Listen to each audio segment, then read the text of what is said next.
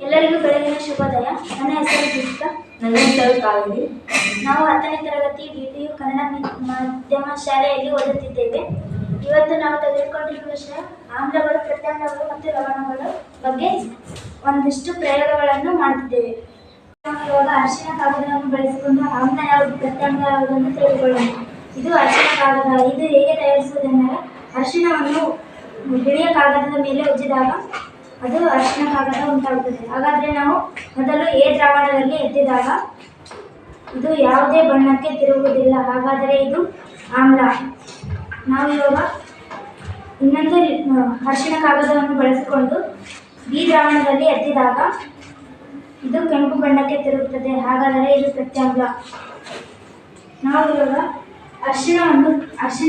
ಅರಿಶಿನವು ಕೆಂಪು ಬಣ್ಣಕ್ಕೆ ತಿರುಗಿದರೆ ಅದು ಪ್ರತ್ಯಾಮ್ಲ.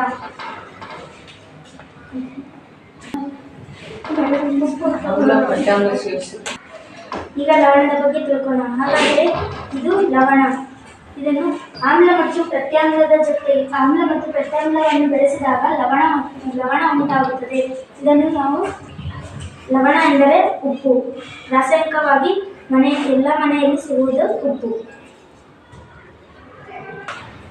ಹಾಗಾದರೆ ನಾವು ಇವತ್ತಿನ ಕ್ಲಾಸ್ನಲ್ಲಿ ಆಮ್ಲ ಮತ್ತು ಪ್ರತ್ಯಾಮ್ಲ ಮತ್ತು ಲವಣಗಳು ಹೇಗೆ ಪತ್ತೆ ಹಚ್ಚುವುದೆಂದು ತಿಳಿದುಕೊಂಡಿದ್ದೇವೆ. ಧನ್ಯವಾದಗಳು.